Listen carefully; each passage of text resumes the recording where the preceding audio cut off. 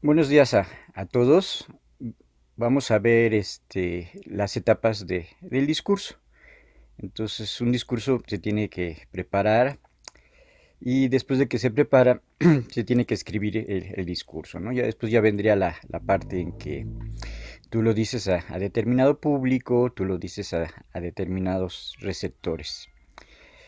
Y ahí también vamos a ver el tema de la textualidad. En este tema de la textualidad, son las características que van a hacer que ese discurso se pueda comprender, que ese discurso sea comunicable y que ese discurso tenga coherencia y que tenga aceptabilidad. Entonces hay unos teóricos del discurso que van a proponer, algunos proponen 7 categorías para que se constituya el discurso, otros proponen hasta 10 categorías para que este discurso se llegue a constituir. Entonces vamos a ver estas 7 principales categorías para que el discurso se pueda ir constituyendo.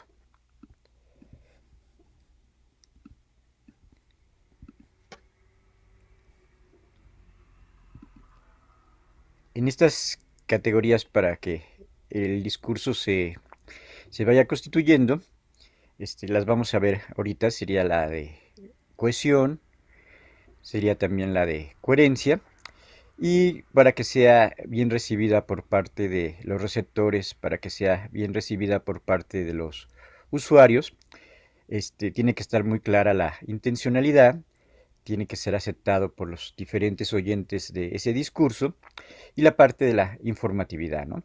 Aquello que yo estoy diciendo, pues no debe de exceder que sea mucha información, porque si no, no lo van a entender los receptores, ni tampoco tiene que contener la mínima información, porque si no va a resultar poco atractivo.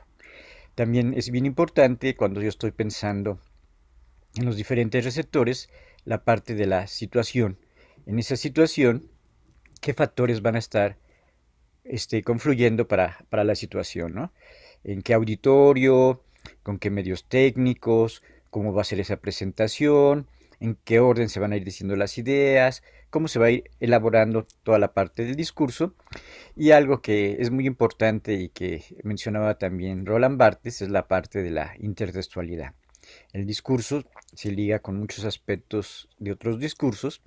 Entonces ahorita, por ejemplo, a veces nos cuesta entender la guerra porque tenemos que ver los antecedentes de la propia guerra, ¿no? Entonces en este conflicto de Rusia-Ucrania tenemos que ver los antecedentes y creo que es muy importante los pasos previos que habían pasado en 2014 y cómo se habían llevado las relaciones entre estos países en años anteriores, cómo de repente Ucrania se alía con los países europeos, con los países de la OTAN. Entonces tengo que reconocer todos estos factores contextuales y también todos los factores que pueden existir de la parte intertextual. Esto de la parte intertextual también sería importante porque no solamente el discurso está cerrado, sino que el discurso está abierto a múltiples relaciones con otros discursos y a múltiples relaciones con otras disciplinas y con otros acontecimientos que están fuera del propio discurso.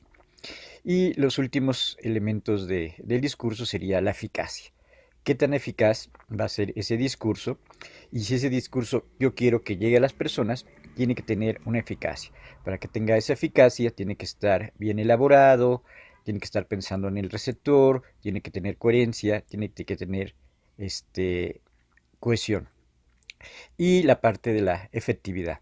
El discurso tiene que ser efectivo, entonces muchas veces la mayoría de los discursos tienen un carácter persuasivo y como la mayoría de los discursos tienen un carácter persuasivo, tienen que ser eficientes.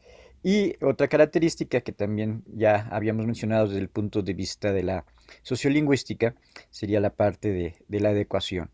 En esto de la parte de la adecuación, nosotros hablamos diferente dependiendo de las personas, dependiendo del lugar, dependiendo de la situación. Entonces la parte que ese discurso se adecue a esa situación y se adecue a ese público también sería muy importante dentro del discurso.